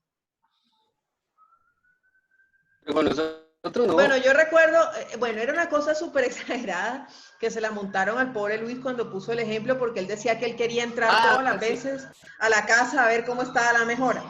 Ojo, yo arrendador le puedo decir al arrendatario, es que yo quiero ampliar el inmueble y yo quiero hacerle unas mejoras. Y el arrendatario está viviendo el inmueble en este momento. Y el arrendador me dice, el arrendatario puede decir, pero espérate un momentico, existe una tercera obligación, que ahora vamos a ver, y ahí está el abrebocas para entrar a la tercera obligación, que es que tú no puedes perturbarme en lo que es el uso y la mera tenencia del inmueble. Si tú quieres hacer una mejora, estas mejoras no me van a perjudicar en nada, pues hágale. Pero si me van a perjudicar de que van a perturbar mi tranquilidad, que va a haber ruido todo el día, que van a hacer polvo, que van a hacer, pues obviamente que no. Entonces, hay unas mejoras que pueden correr excepcionalmente por cuenta del arrendador cuando él mismo las quiere hacer. Pero si yo como arrendataria, como el ejemplo que pone Claudia, yo quiero hacer una ampliación porque yo la verdad pienso estar aquí un buen tiempo, este contrato se firmó por un año prorrogable, pero yo estoy muy amañada, en fin. Y de pronto la arrendadora es alguien muy cercano a mí, es mi familia, es, no sé, mi mejor amiga, algo así, hágale. Pero corren por cuenta del arrendatario. Salvo, como les digo, que el arrendador sea de mano propia quien diga quiero hacer una mejora. ¿Es claro eso? Por ejemplo, eso que les digo del jardín de la cosa, eso es una mejora voluntaria. ¿Sí? Las mejoras útiles, por ejemplo, esa que dice Claudia, por ejemplo, ampliar un poquito el apartamento, es una casa para hacerle un segundo piso, claro, porque va a ser mucho más amplio, esa es una mejora útil. La voluntaria, literal, son lujos, y eso va muy en el gusto de la persona, son lujos, ¿ya? objeto, no, le quiero hacer la piscina es una mejora voluptuaria. Claro que aumenta el valor del bien, ¿ya? Es que quiero hacerle un parque a mi hijo es una mejora voluptuaria. O sea, no es necesaria para nada, mucho menos, o sea, tampoco es locativa, porque eso no, o sea, no. Entonces, a eso se refiere. ¿El arrendador no le gusta o no le beneficia? Ahora todo tiene gente. Si el arrendador no le gusta, no le beneficia, tiene que volverle al bien como estaba. Sí, pero te digo que este tipo de mejoras, antes de hacerlas, yo tengo que pedir la autorización del arrendador. Sí, porque es que si me vas a poner una cosa ahí como que medio boleta, no. ¿Sí me estoy dando a entender? Sí. Entonces, además, algunas van a aumentar el valor del bien. Pero yo, arrendador, no estoy obligada a restituirte o a retribuirte reintegrarte dinero por eso. ¿Ya? Yo te autoricé, pero tú quisiste hacerlo. Entonces, no vale la pena si tienes clarísimo que no vas a vivir ahí mucho tiempo. Salvo, por ejemplo, que mi hermana me arrendara su apartamento estudio y es mi hermana, por favor, y yo quisiera como que, ajá, yo sé que va a estar mucho tiempo ahí, ella me está cobrando esto a precio de huevo el canon y yo lo quiero ampliar y ella me dice, vale, es diferente. Hay como un grado de confianza, pero una persona que apenas conozco o incluso un contrato de arrendamiento a través de una inmobiliaria, pues no es rentable hacer unas mejoras útiles y menos voluptuarias.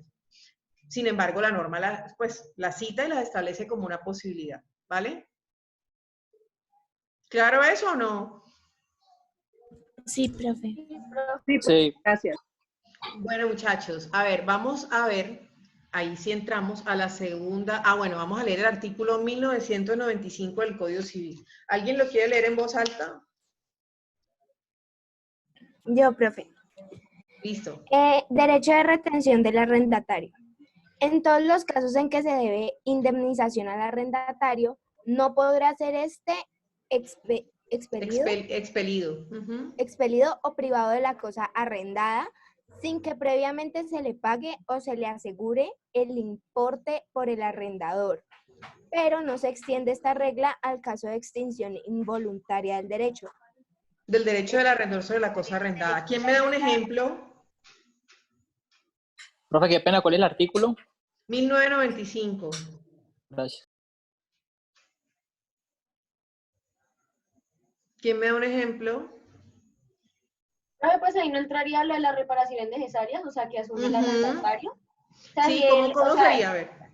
Pues, o sea, digamos que hay una reparación necesaria de tuberías, que él avisa al arrendador, pues, que el daño y el arrendador no hace nada. Entonces, el arrendatario asume ese gasto y cuando ya termina, digamos que le muestre la factura al arrendador y le dice como, bueno, yo me gasté tanto, entonces, pues, tú me haces la reducción en el canon y que el arrendador no acceda a eso. Entonces, el arrendatario ahí tendría el derecho de retención, ¿no? O sea, él puede retener el bien hasta que el arrendador le pague, ¿no? Sí, como les decía, ahorita les hice mención de que el derecho de retención se puede entender en dos sentidos. Salvo de, listo, no te voy a pagar la totalidad, te puedo retener hasta el 30%, o listo, yo me voy a mudar porque esto me está pues generando perjuicios o me generó perjuicios también, pero digamos que yo me tengo que asegurar, o sea, el arrendador no se puede salir, o sea, palabras más, palabras menos, una garantía para el arrendatario de que el arrendador no se me va a ir por la tangente, vulgarmente hablando. ¿A qué me refiero? De que él me tiene que indemnizar. Digamos que hubo un daño de tuberías, que me causaron, que hubo un desagüe y me dañó unos muebles de mi sala, de la sala, muebles míos, obviamente el arrendador me tiene que indemnizar. O me da unos muebles nuevos o me da la plata. ¿Me estoy dando a entender? Sí. Entonces, eso es lo que se refiere. Dime. En el derecho de retención, digamos, si se termina el contrato de arrendamiento, se puede hacer es no entregar el bien o seguir en el mismo bien. Esa es una forma, no entregar el bien. Pero el artículo se refiere específicamente a yo no me voy a ir hasta que tú no me pagues o me indemnices el daño. Exacto, pero ahí creo que entiende que tiene que seguir pagando de todas maneras los canos de arrendamiento, ¿cierto? O sea, no se va, pero sigue con se entenderían dos sentidos. Entonces, en ese sentido, yo también podría decir, no te pago, o no te pago la totalidad del canon hasta que no me pagues mi indemnización. Hasta que me ponga al día, claro. ¿Es claro eso? Pero, Sí. Sí, profe. Muchachos, a ver, no me voy a extender tanto en qué sentido. Ustedes saben que tengo un niño pequeño, mi situación es complicada, entonces vamos a ir hasta las 8:30, pero vamos a ir hasta las 8:30. Igual yo sé que a ustedes tampoco les gusta ir hasta las 9 y creo que menos estando en su casa. Pero a lo que voy es a lo siguiente, si no alcanzamos a estudiar a fondo la ley 820-2003, no se preocupen que la vamos a estudiar a fondo para dentro de 15 días, pero quiero agotar ese tema porque las obligaciones de arrendador son muy importantes, ¿vale? Continuemos. ¿Hay alguna pregunta hasta aquí? De las obligaciones del arrendador. Dime, Claudia.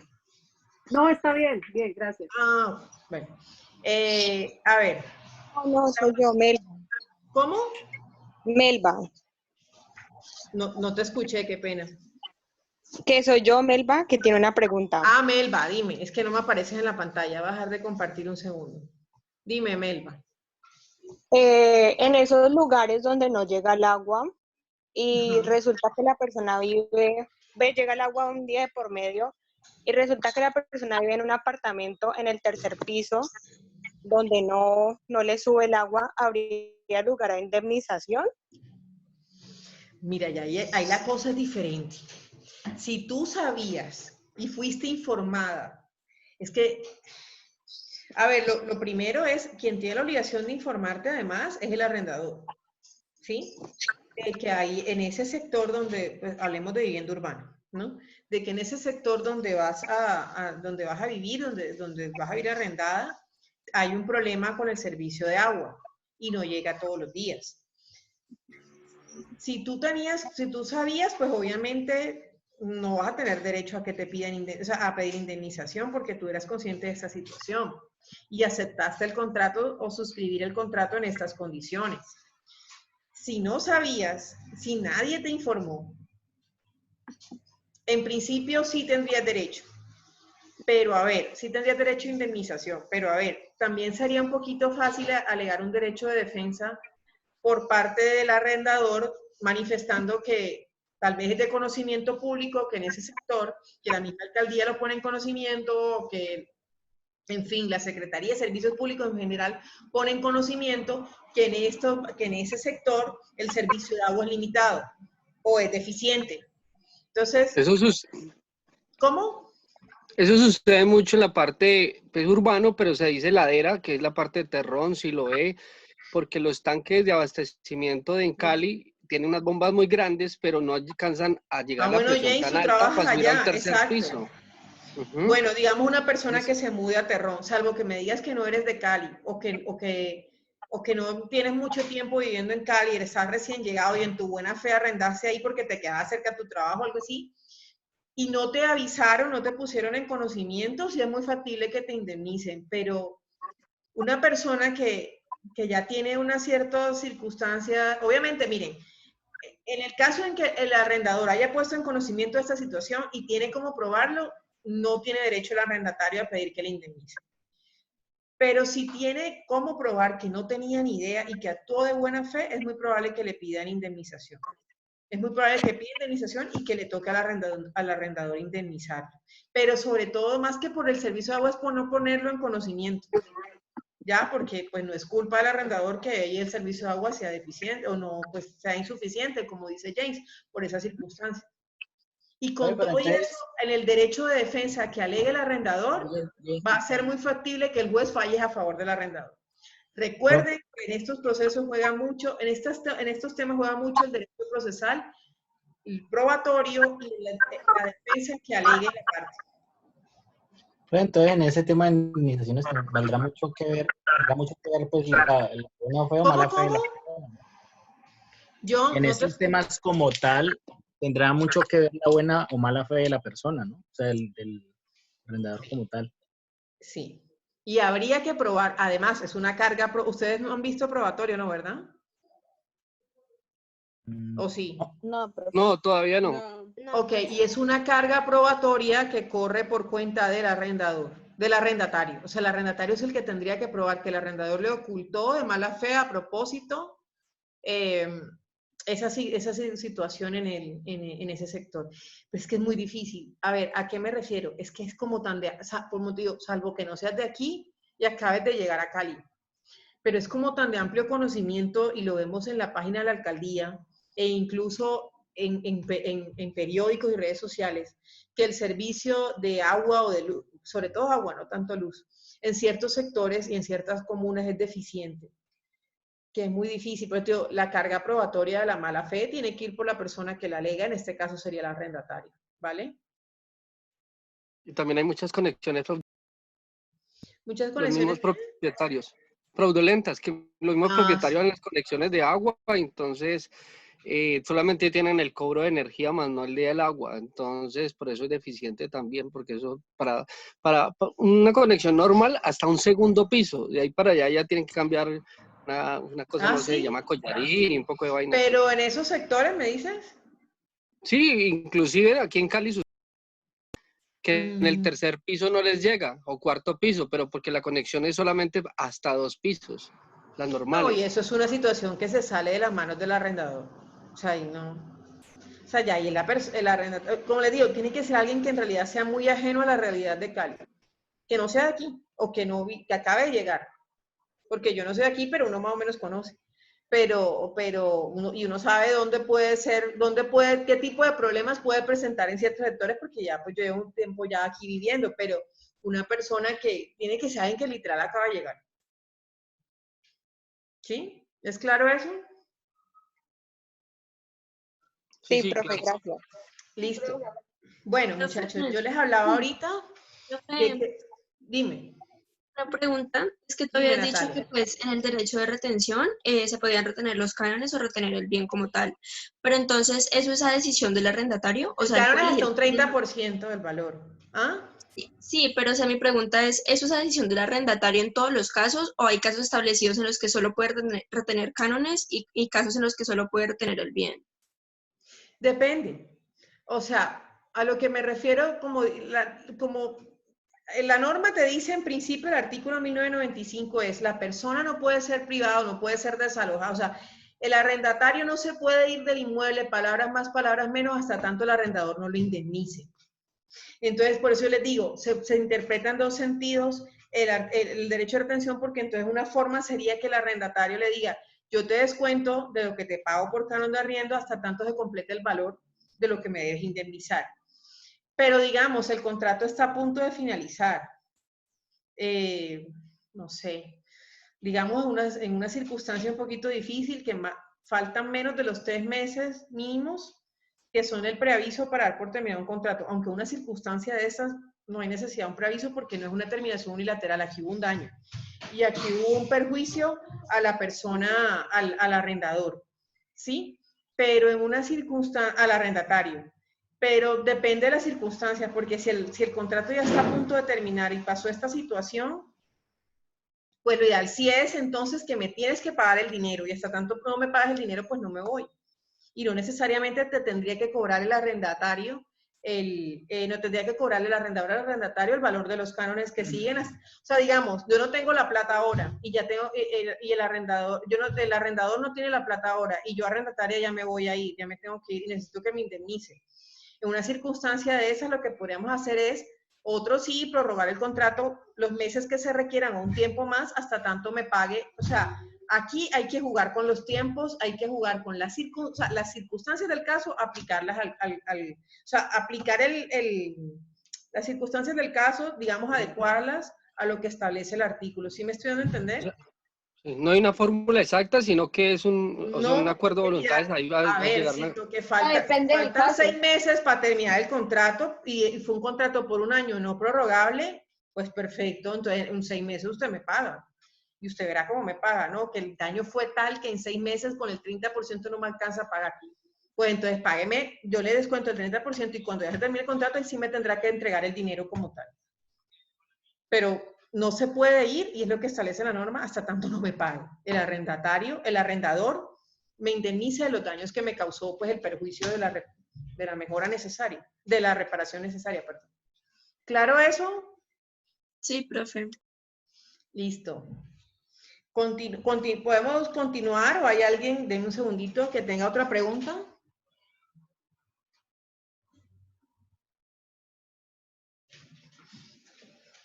¿Alguien más tiene otra pregunta? No, profe, continúe. Listo. No, profe. Bueno, muchachos, la última obligación como tal que tiene el arrendador dentro del contrato de arrendamiento es la de liberar al arrendatario de cualquier perturbación que pueda causarse. ¿Qué entendemos por perturbación?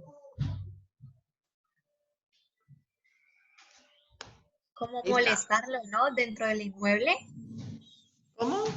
Llegarle como a ocasionar alguna molestia. ¿Qué tipo de molestia, Natalia? ¿Qué entendemos por molestia? Pues tú ahorita ¿Se ve nos la dabas presentación un ahí? ejemplo. Sí. Ok. Ahorita nos dabas un ejemplo de cuando, digamos, se tenga que hacer alguna mejora al inmueble o algún arreglo. Si, digamos, ese arreglo es a tal punto que, ejemplo, tengan que taladrar, que tengan que levantar baldosas, eso pues ya el polvo, no sé, el ruido. Ahí yo diría que eso es como una perturbación al arrendatario, ¿no? Sí, esa es una perturbación e incluso bien yo podría solicitar que se me diera por, o sea, bueno, sí, si me llega a perturbar a tal punto, bien podríamos dar por terminado el contrato de arrendamiento. ¿A alguien se le ocurre otro? ¿Cómo? La no reparación también, ¿no, profe? ¿La qué? La no reparación de las averías También. como tal. Pero a ver, hay reparaciones necesarias donde, dependiendo de la circunstancia, y ojo con esto, podrían pasar dos cosas. O que de verdad, o sea, la reparación es tal que me tengo que ir, tengo que desalojar. Entonces llega el arrendatario y dice, pero no te vayas, no se vaya del todo. Yo la reubico, digamos que es una persona esas que tiene una inmobiliaria pequeña y me puede reubicar en otro apartamento o en otro inmueble mientras se da mientras se hacen las reparaciones, mientras dura la obra. O pues no, definitivamente se tiene que ir. ¿Qué creen ustedes que pasa en ese caso?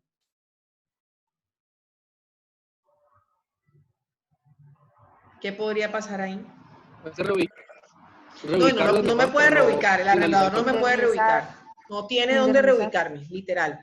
Y tiene que hacer esa reparación porque me puede causar o sea, es hasta peligroso, hasta riesgoso que yo me quede viviendo ahí y no se haga esa reparación.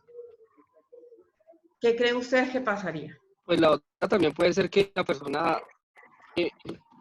alquile un inmueble por unos 3 meses mientras el tiempo de la reparación. ¿Y quién me paga esos cánones? A mí El arrendatario. arrendador. El arrendador tendría que asumir eso. El arrendador es quien me tiene que pagar, exactamente. Claro. El arrendador me dice, vaya, busque usted su apartamento, múdese, con lo difícil, con lo harto que es mudarse además, pues para mí no es. Y yo le pago los cánones. Eso tiene que quedar por escrito. Mejor solución para todo, ya me lo habrán oído nombrar varias veces, el otro sí del contrato, donde eso tiene que quedar por escrito. Por un ejemplo, en los actos perturbatorios de terceros, un ejemplo de los actos perturbatorios de terceros. Actos perturbatorios de terceros, ahí voy. Primero hablábamos de actos perturbatorios que eran del mismo arrendador. Sí.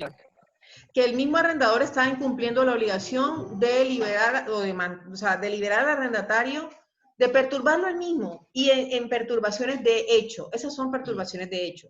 ¿Ya? Y no hablamos ni siquiera de que hay que hacer una reparación, es que ahí no está incumpliendo, al contrario, está cumpliendo su obligación de mantener la cosa en estado de servir.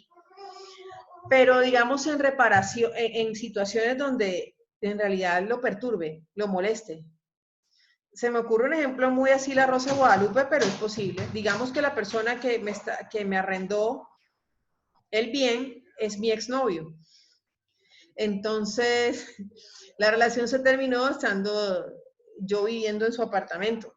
Y esta persona me va a buscar, me persigue, eso es una perturbación de hecho. Pero ¿quién está en la obligación? Además, eso es cuando el arrendador se amisura, por decir algo así. ¿Quién está en la obligación además de frenar o de parar estos actos? Yo misma, poniendo las denuncias, presentando las denuncias ante la autoridad competente respectiva y todo el tema. Cuando es un tercero, digamos también una expareja, un acosador, porque hay un intento de secuestro, ya nos estamos yendo a instancias penales, será también el mismo arrendatario quien tenga la obligación de protegerse o liberarse de esas perturbaciones. Existen dos tipos de perturbaciones de hecho y perturbaciones de derecho. A las que me he referido hasta ahora son perturbaciones de hecho. situaciones externas y que tienden a atacarme a mí o a mi familia en calidad de arrendatarios dentro del inmueble. ¿Sí me voy a entender? Sí. ¿Sí o no? Sí. Esas son perturbaciones de hecho. Digamos que es un ladrón, una persona que ya yo vengo viendo. Acuérdense que muchas veces dicen que cuando uno lo van a atracar en su casa, esa persona viene, ese atracador viene rondando la casa hace varios días. Si yo veo a alguien sospechoso, casa o apartamento, en apartamento es más difícil, digamos que es una casa, y yo vengo viendo que esta persona, eso pasa. Yo no tengo que poner en conocimiento al arrendador. O sea, el arrendador puede decir, usted tiene que ir a poner el denuncio o pedir una caución para que la policía vaya y lo proteja. O sea, eso no tiene que ver con eso. Esas son perturbaciones de hecho. Las perturbaciones de derecho es cuando ya me atacan como tal en el ámbito jurídico, en la mera tenencia de la cosa. ¿A qué me refiero? Por ejemplo, cuando el bien en el que yo estoy viviendo está siendo objeto de un embargo. ¿Sí me estoy dando a entender? Una evicción, sí. Por ejemplo, yo celebro con Diego un contrato de compraventa, de arrendamiento de un apartamento que él tiene en el Ingenio, por decir algo. Y Diego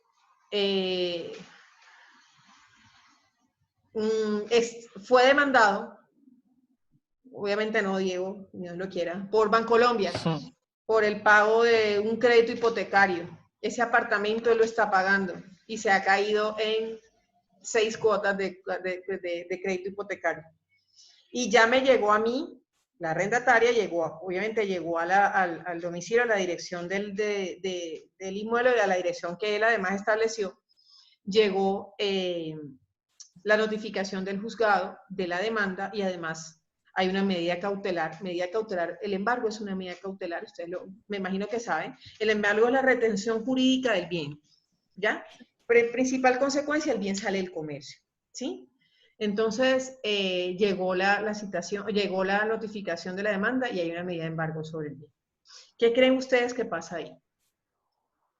Que yo soy la arrendataria, me acabo de enterar. ¿Qué es lo primero que debo hacer? Informar al arrendador porque él es el que debe salir. Pues no sé si la palabra es saneamiento, pero en saneamiento es la situación. Sí, es un saneamiento. A ver, aquí por analogía se aplican las normas de los casos de venta de cosa ajena o de saneamiento por evicción o de acción reivindicatoria en los contratos de compraventa, ¿se acuerdan? Sí. Entonces, ¿qué pasa? En esta situación, lo primero que yo voy a hacer es poner en conocimiento a Diego. Diego, te llegó una situación del juzgado 11 civil municipal, donde tienes un proceso ejecutivo y hay una medida cautelar sobre el apartamento. ¿Qué debe hacer Diego? Pues Diego me dice, bueno, aquí faltan, faltan 6 meses para dar por terminar el contrato, ¿sí? Yo te notifico desde ya, esta es la vía fácil de cómo resolver la situación. Faltan 6 meses. Yo te notifico desde ya, te doy el preaviso, o esperemos 3 meses más, pero ya sabes que en 3 meses te va a llegar la notificación, el preaviso de la terminación de este contrato, porque te tienes que ir. Y porque seguramente o me lo van a embargar o me lo van a secuestrar en algún momento y en el secuestro te tendrás que ir. La primera medida es el embargo, que es la retención jurídica. Eso lo van a ver en procesal, o de pronto ya lo están viendo, no sé. Ustedes también la teoría general del proceso, ¿no? Ya la vimos. Ya la vimos. ¿Y están viendo el procesal civil general? Sí. No. Bueno, cuando vean procesal civil general lo van a ver. La medida de embargo es la retención jurídica del bien. Es decir, cualquier contrato, pero hablemos de compraventas, que se celebren con este bien que está embargado es nulo. Bueno, nosotros vimos que la compraventa de un bien embargado es nulo absoluto, por objeto ilícito. Pero hablamos de un arrendamiento. En algún momento me va a perjudicar. Los procesos donde hay medidas de embargo y más un hipotecario no salen de un día para otro la medida de secuestro, ¿sí? Pero normalmente sé que en algún momento me voy a ir. Entonces digamos que faltan 6 meses. Diego me dice, te voy a notificar ya, que si te puedes ir antes, mejor vete porque esto lo van a secuestrar, yo no te quiero meter en problemas. Este es Diego actuando de buena fe. Listo, yo no tengo que ver porque Diego incumplió, eso es problema de él, pero yo me tengo que ir. ¿Ya? Y él ahí me está notificando, ya pues a mí como arrendataria me corresponde empezar a buscar otro inmueble para poder vivir. Pero digamos que ya falta es un mes para la terminación, el contrato era prorrogable, nadie dijo nada y se prorrogó automáticamente. ¿Qué creen que pueda pasar ahí? Falta un mes para el vencimiento de la fecha. Era por 12 meses, pero era prorrogable y se estableció una cláusula que dice, si nadie dice nada, 3 meses antes, si ninguna de las partes hace ni presenta ningún tipo de preaviso y guarda total silencio, 3 meses antes, 90 días antes de la terminación del contrato, se entiende prorrogado 12 meses más. ¿Qué pasaría ahí? Y falta un mes y llegó esta citación. Y la notificación, y ya sabemos que hay una medida de embargo, o sea, en algún momento me voy o me sacan. Ya estoy avisada como arrendataria y le estoy avisando a Diego. ¿Qué pasaría ahí? ¿Qué creen ustedes? No se tome la saneamiento por evicción, ¿no? Digamos, a ver, pero es que el en esa circunstancia, en una situación de esas, que esto a mí me presente, lo que pasa es que al saneamiento por evicción llegamos cuando yo soy desalojada, materialmente, pero también puede pasar que me están avisando, yo, buena fe, no prorrogué el contrato, no le dije, Diego no me dijo nada de que él estaba caído en unas cuotas, de que era muy probable que lo demandara, en este caso es muy probable que yo podría pedir el saneamiento por evicción. Ojo, no acción reivindicatoria. Obviamente que no, porque en la acción reivindicatoria yo quiero recuperar un dominio y yo aquí no tengo un dominio, es un saneamiento por evicción. ¿Qué pediría yo en ese saneamiento por evicción? ¿Qué creen ustedes? Si aquí a diferencia de la compraventa no me pueden restituir valor del precio del inmueble y tampoco voy a pedir que me devuelvan los cánones porque yo he disfrutado el inmueble todo este tiempo. ¿Qué podría pedir ahí? Los cánones siguientes. ¿Cómo? Los cánones siguientes. Podría pedir indemnización de perjuicios. También incluso podría pedir que si yo me tengo que mudar ahora, la típica, si yo me tengo que mudar ahora, Diego me tiene que pagar el canon de estos meses de arriendo, porque además automáticamente yo dejé prorrogar el contrato y automáticamente al prorrogarse yo pensaba vivir 12 meses más. Eso también puede ser una medida.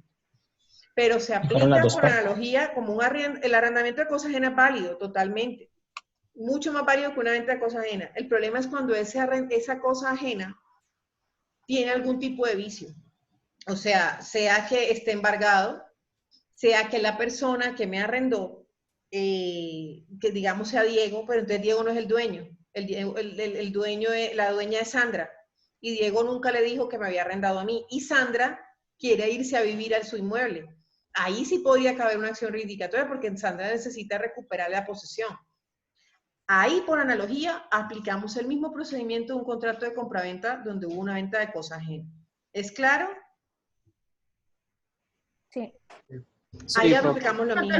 Voy a plantear este ejemplo que les acabo de dar. Ya no digamos que Diego lo demanda un banco porque se cayó en unas cuotas, no, sino que Diego, en unas cuotas de crédito hipotecario, y Diego es el dueño, no. En el ejemplo que les planteo ahora, Diego no es el dueño, Diego es el arrendador y la dueña es Sandra.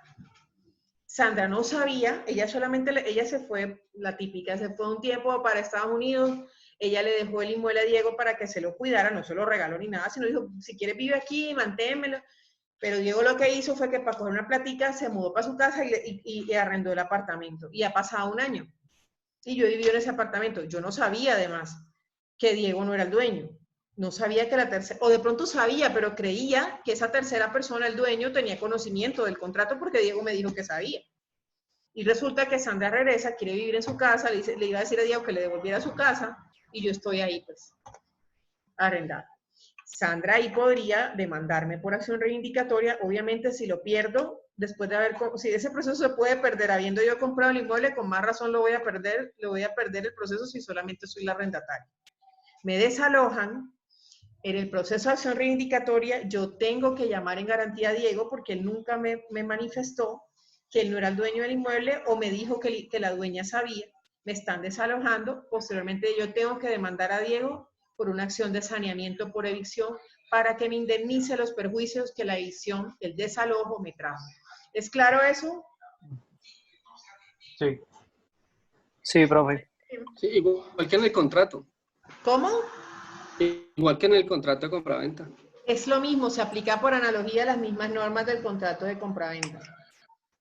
Profe, pero yo no te entendí. En el ejemplo, no en que sea, o sea, que el arrendador no sea realmente el propietario, sino en el caso en que dijiste de que, o sea, que el contrato tiene una prórroga de 12 meses y que, digamos, ya solo falta un mes y que pasa lo del embargo y que el arrendatario puede, o sea, trasladarse y exigirle al arrendador que le pague ese arriendo. Sí lo entendí. Que le pague esos cánones, que le pague los cánones. Obvio, los cánones. Pero tendría que pagar los cánones de 12 meses, porque como la prórroga era 12 meses. Si nadie dijo nada y el contrato se prorrogó automáticamente por 12 meses y Diego no le dijo a Carolina, a mí, ni siquiera que él estaba caído en las cuotas de la hipoteca y que de pronto era muy probable que embargaran el inmueble y yo me tuviera que ir antes de un año, sí. Pero yo tengo que probar eso. ¿Sí me explico? Ok. Sí. Tengo que probárselo al juez porque entonces ahí sí Diego me tiene. O Diego me dice, ¿sabes qué? Yo te voy a dar 5 millones de pesos. No creo que sea para tanto, pero digamos, yo te voy a dar 3 millones de pesos y tú arreglas. Y ahí son fórmulas de arreglo, pero por ley es así, son acuerdos. Uno tiene siempre en estos procesos, en este tipo de contratos, uno siempre trata de llegar a un acuerdo. Pero por ley le tocaría. O Diego le dice, ¿sabes qué? Yo te consigo, o Diego te dice, yo te consigo otro apartamento. Sí. Listo, gracias. Bueno, muchachos, ¿les parece si por hoy la dejamos aquí? Sí, señora. El sábado, sí, porque es que mañana me queda complicado. El sábado yo les voy a les subo el taller a la plataforma Moodle, les mando un correo y ya saben que va a estar habilitada hasta el 13 de abril. Si tienen alguna duda, muchachos, igual me pueden escribir al foro porque va a habilitar el foro o me pueden mandar un correíto, ¿vale? Y con listo, gusto, profe. Yo resuelvo las dudas. Pero una pregunta, o sea, que ya no hay quiz sino taller. No, no hay quiz, es taller. Ah, ok. No, yo no lo estoy torturando con quizzes. Aquí nos toca flexibilizarnos. Profe, ¿individual el taller? Sí. Pues ¿individual? Sí, no sé, se van a reunir, pero es complicado reunirse ahora, entonces sí. No, sí, porque es de falso verdadero. O bueno, ¿ustedes creen que lo puedan hacer en grupos? Sí, eso es fácil, porque no se lo puede dividir, ¿no? No, ojalá, pero no, grupos de 5. Eso sí, muchachos, por favor, les voy a agradecer ese favor. Cuando suban el quiz, cuando suban el taller, porque yo lo subo, o sea, no es de desarrollo, es de falso verdadero, es de opción múltiple. Por favor, cuando lo respondan y lo suban, tienen que darme el nombre de todos los del grupo, porque si no, que eso me pasó con otro grupo, me lo subieron y nada más citaron a una persona y un poco gente aparecía con nota en 0. Entonces no se les olvide eso, ¿ale? Ok. Pero también ¿Cómo? Uy. ¿Cómo? No lo escucho. ¿En falso y verdadero hay que justificar? No. Saben que no me gusta eso. Ok. No. Pero entonces que lo suba solo una persona al grupo. Solo suba solo una persona al grupo, pero esa persona me escriba, no sé, de alguna manera me diga quiénes son los miembros del grupo. Eso es lo que necesito saber. Listo, profe. Profe, y para que suban las clases, porfa. Mire, les voy a confesar algo, muchachos. Esto me ha dado más casquillo porque no sé cómo subir.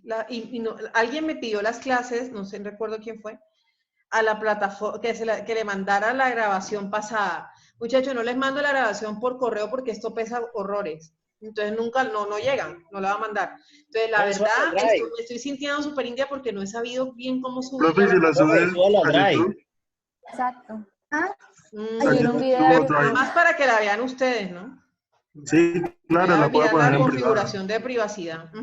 De todas maneras, yo mañana averiguo bien, porque ya mañana quedaron en decirme bien cómo es que se sube el enlace, porque sé que es el enlace que se sube a Moodle. El link.